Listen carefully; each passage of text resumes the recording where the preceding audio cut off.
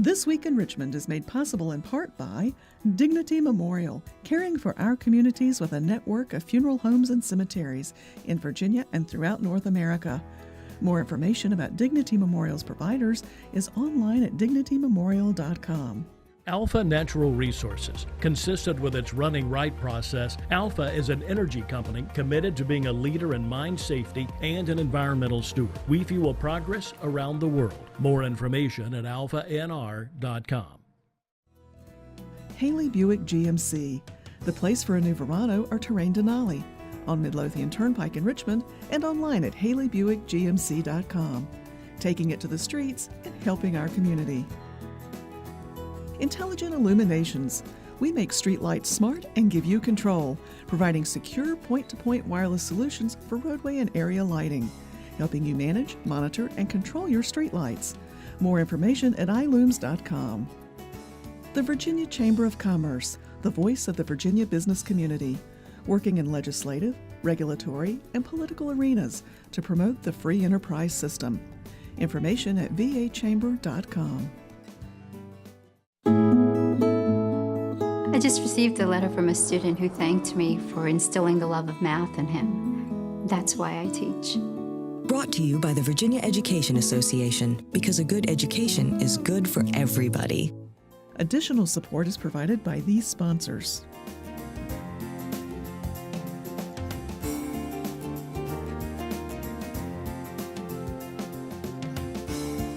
And by the members of Virginia's public television stations. Thank you.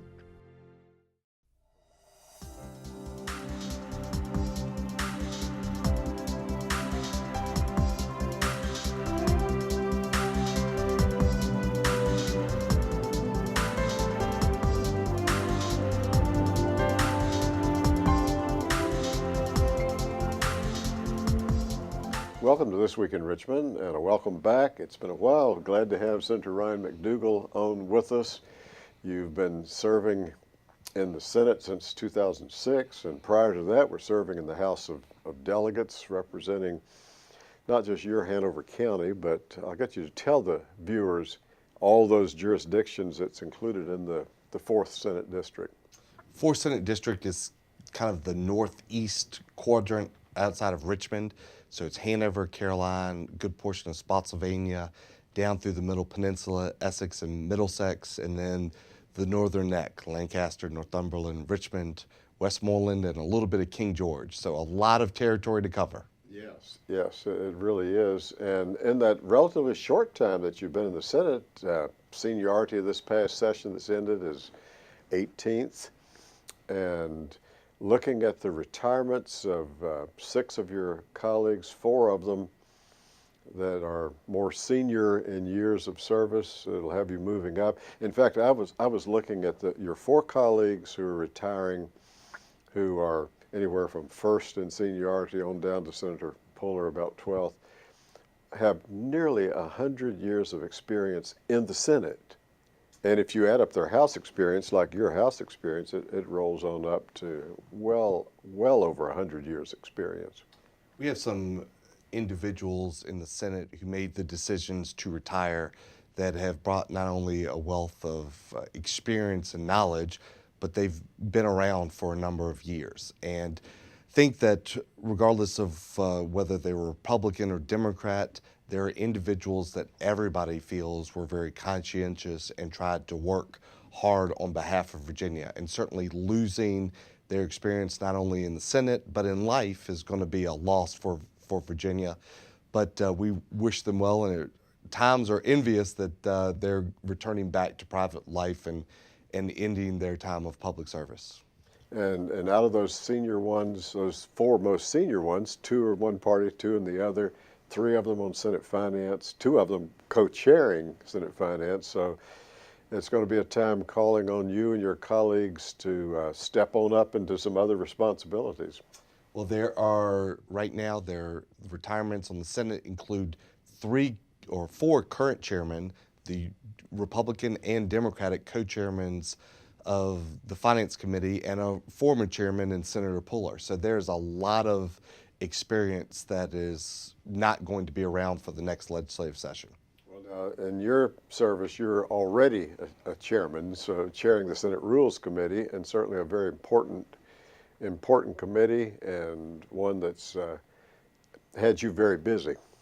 Well, the Rules Committee is kind of the catch-all, so anything that doesn't naturally fit into a normal committee, we end up taking care of, in addition to all the appointments that are laid out in legislation. So in the House of Delegates, the Speaker makes those decisions, but in the Senate, we actually vote on them by committee, and so it's the Rules Committee that makes those decisions. But the two committees that take up the vast majority of my time are Courts of Justice, because of the volume of legislation that comes to courts, and then the Committee on Finance. And I'm the subcommittee chairman of Public Safety. So even when we're outside of session, we still spend a lot of time looking at issues that affect law enforcement, troopers, sheriff's departments, police departments, corrections. So there's a lot of things that we're going to continue to look at outside of session. So we will stay very busy for a part-time, or we like to refer to it as citizen legislature. It really is full-time commitment, even though it's considered not full-time occupation.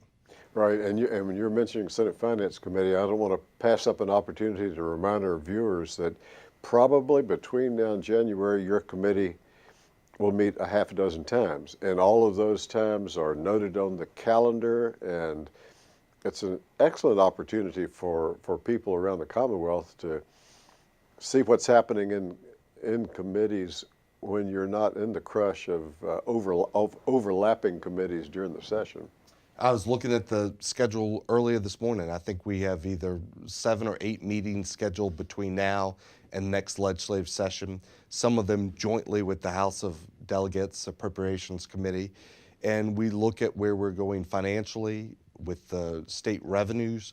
We look at some decisions that we've been made or decisions we didn't make and how they're continuing to impact Virginia. And then we look at some issues which you do not have time to deal with during the crush of that legislative session. And we're able to spend a little more time and in depth to review those issues. And as always, the Secretary of Finance, Rick Brown, and his team will come and visit with us and share their perspective of where the state's revenues are going. So there's a lot of business that does continue outside of session. And then the subcommittees in the particular areas will continue to meet. In public safety, we're going to be looking at the ABC department and some of the things we did with reform, and some of the roles of law enforcement between state police, local sheriffs, and local police. So there's a lot of very important work that will go on and things that affect real people's lives. You know, I wanted to talk about some of the legislation that you not only worked on, but got through the Senate and the House. And maybe a good one to start with was to tell the viewers something about the ABC control, how that was changed to really be operating more like a business going forward. Well, ABC has been a topic of conversation for decades. I believe Governor Wilder was the first to propose that it be privatized. The most recent governor to push that was Governor McDougle, and that effort was never able to get off the ground, really was not able to be accomplished. So we said if we're not going to turn it into a private entity, let's at least make it streamlined and operate like a business. It is one of the largest single revenue items in Virginia, and it certainly is impactful across the Commonwealth, not only for the direct employment of jobs, but as servicing restaurants and establishments, and we need to make sure that it's being run right. So we sat down, and I worked very closely with Delegate Albo. He was a great teammate as we worked through this process, and we came up with a reform package to redo business at ABC. Turn it into an authority, make the executive director and members of the board appointed more like you would do for a corporation or a business, and make them also have to have some basic skills or experiences that you would expect board members to have. And then one of the more important things I think we did was we cut the pay level and made it less of a political patronage than one of service. So now the board members, instead of being paid $125,000+ are going to be paid like legislators at either $17,600 or $18,000. So I think that those, in combination with the other items we changed in procurement and employee personnel directions, are really going to make the agency as it goes forward more effective, more efficient, and better run. Now, it won't go into place until 2018, but it's going to take some time because we're almost at 2016 to move a organization that large to implement the changes. So that was step one. Step two is one that we're continuing to work at. The governor sent an executive order, asked for the Secretary of Public Safety to look at the law enforcement side of ABC and how they're working with other local sheriffs or police departments or the state police. And myself and Delegate Albo have been asked by Secretary Moran to sit on that panel as well. And we're going to really take a hard look at the direction of the law enforcement and administrative enforcement side of ABC and see if we are utilizing it in the most effective manner, if we need to make changes, if we need to strengthen certain areas. So we have a lot of work ahead of us this summer. You know, the public is very much aware of concerns about ABC on the law enforcement side with matters that have happened in Charlottesville that brought attention. But as you know, and some of your colleagues know, there have been matters that haven't risen to that much attention around the state that really brought into question some of the policing authority. So it's a great time while you're working on turning it in to be run more like a business to look at the law enforcement side of it too. Well, as a former prosecutor in a town where we had a college campus, I know that enforcement of alcohol regulations not only keeps our kids on campus safe, but keeps our community safe. So we want to make sure that we're having the correct and appropriate level of enforcement. Yes. But there is a way to do that and not put people at jeopardy when you're doing that enforcement. So making sure that we're having those agreements between local law enforcement and ABC in place, and making sure that we're focusing on the enforcement in the right directions and being effective with that enforcement is also critical. And that runs the gamut from not just at the time where people might be under the influence or intoxicated when they leave an establishment, but also how the establishment is being regulated as well. And it is not an easy task for us to strike that right balance, but we're going to be working very hard to try to make sure that we reestablish that balance and equilibrium between the law enforcement goals and public safety goals and some of the problems that we've seen arisen in the media recently. Oh, that's a matter that people ought to stay tuned on to see, because there certainly could be legislation coming forth in 2016 that you all have worked through the process and would be considering. There will at least be some administrative changes, and I would be surprised if there was not legislation that was put forward in 16 on this topic. So you could probably do a whole another show on just ABC right. As we move through the summer. Yes. Well, I think it's a major step, and I think most everyone would say in the right direction, and certainly your colleagues in both chambers, regardless of party, regardless of what part of the Commonwealth, that realized it was time to make these changes. It was a bipartisan effort. Senator Puller on the Senate side was a co-sponsor on the bill with me, and we really tried to make this about good policy, and I think we were able to achieve that goal. As you look back on the 2015 session, and we can say look back because reconvene day has come and gone and set, what are some other issues that you'd want to bring to people's attention that they may be ones that they've heard about, but they need to hear more about it, or it could be something that didn't really rise to the surface of making the front page, but an important issue? This was one of the busiest sessions that I've been involved with in the 14 I've done.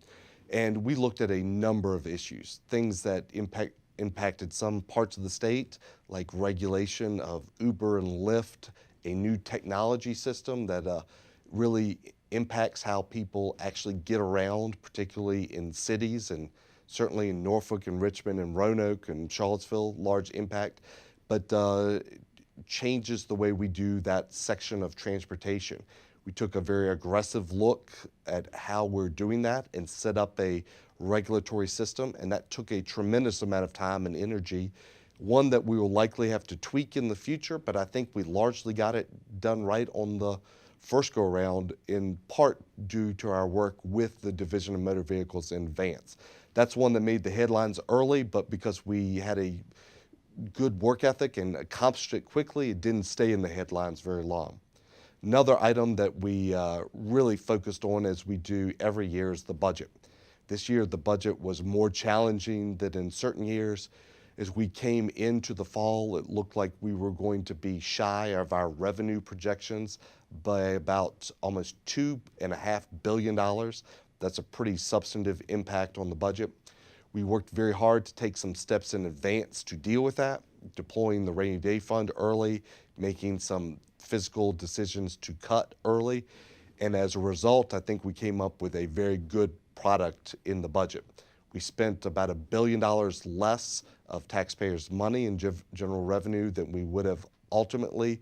We used some of the rainy day fund timely, and as a result, our budget hole was not as big as what we expected, but we spent the money wisely and we finished actually early, which is something we've not been known for in recent past. So I was very proud of that fact.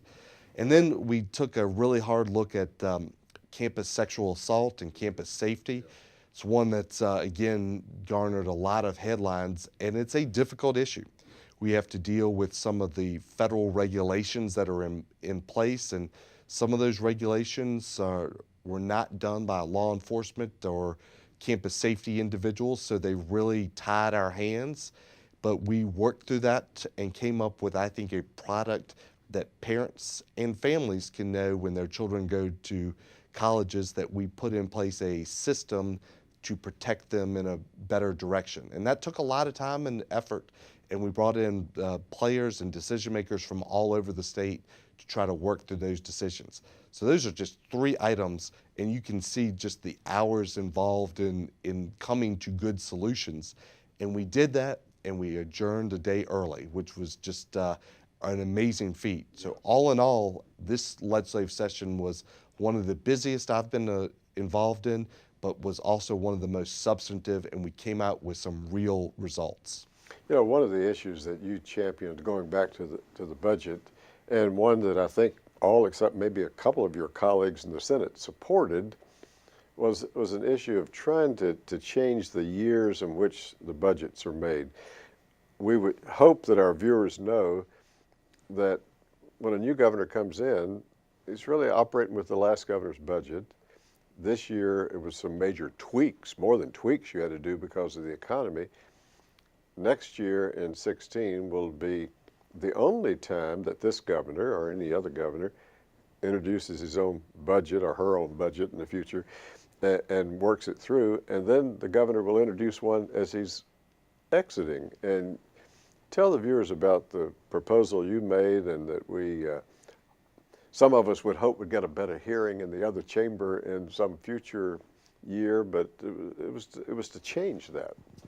One of the things that I've felt pretty strongly about when I got elected was, I know I'm only going to be here for a period of time, so let's look at some of the systemic changes we can make that'll make the legislature and Virginia better even when we're not in office.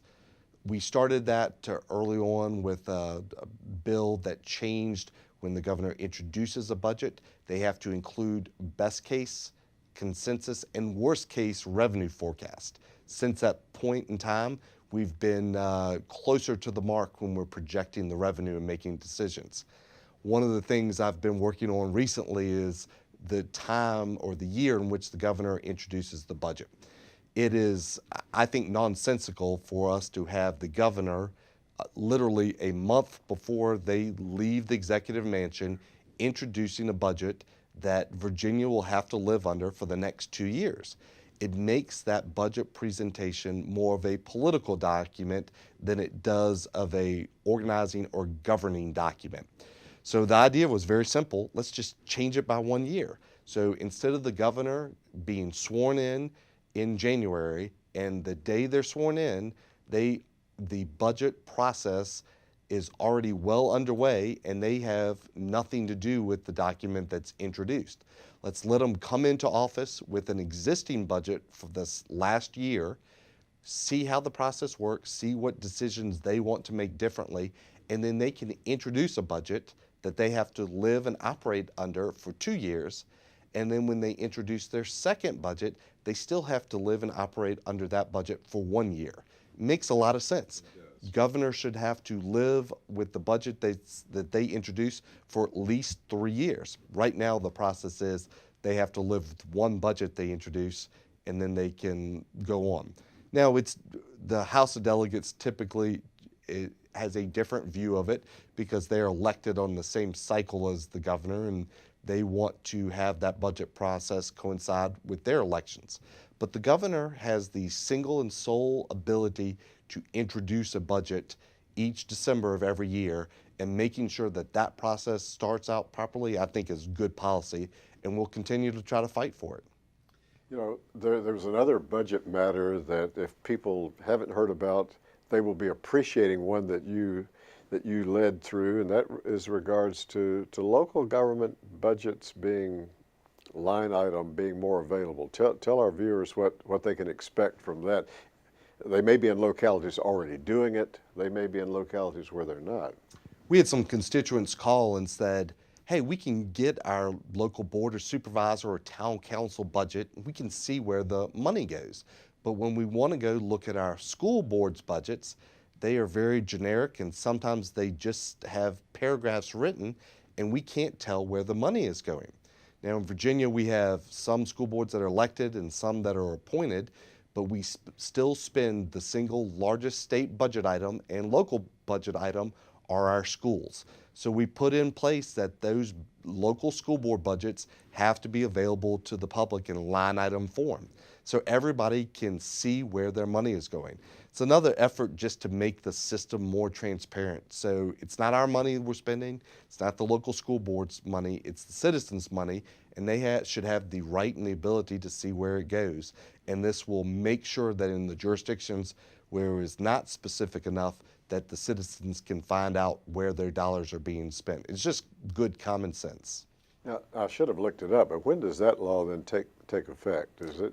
That'll go into effect July 1st of this year when all other legislation goes into delay. No delay. So yeah.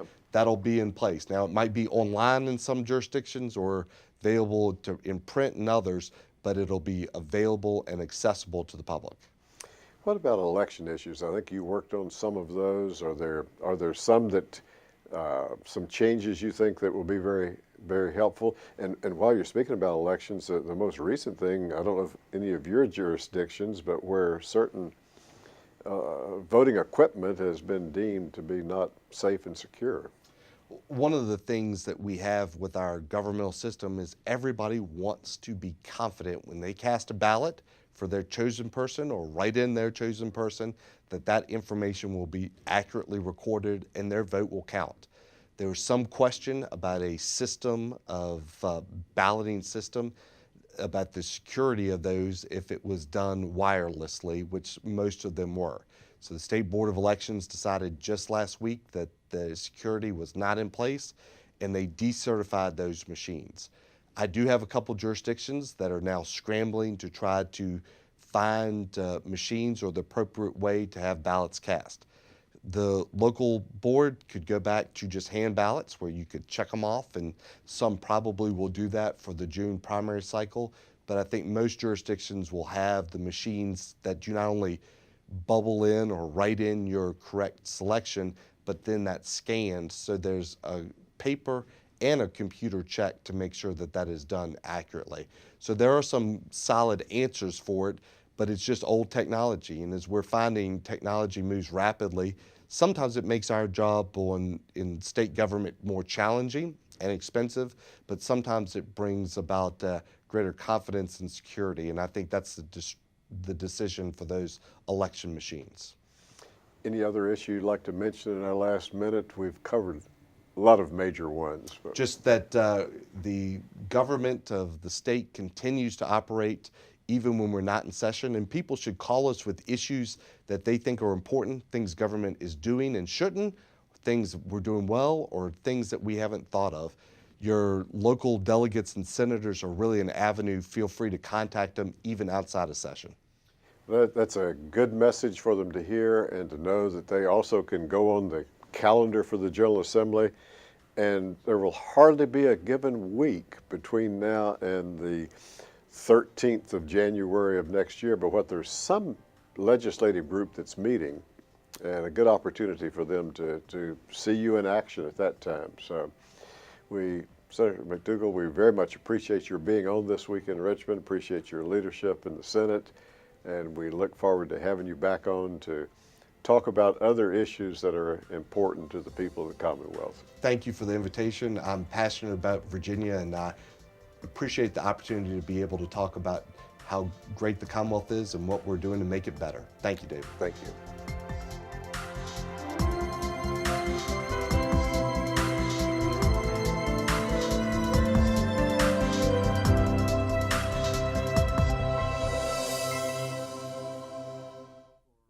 This Week in Richmond is made possible in part by Dignity Memorial, caring for our communities with a network of funeral homes and cemeteries in Virginia and throughout North America. More information about Dignity Memorial's providers is online at dignitymemorial.com.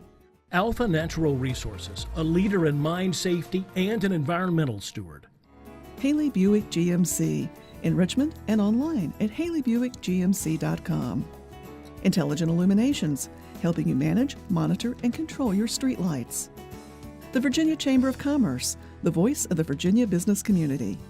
The Virginia Education Association, because a good education is good for everybody. Additional support is provided by these sponsors.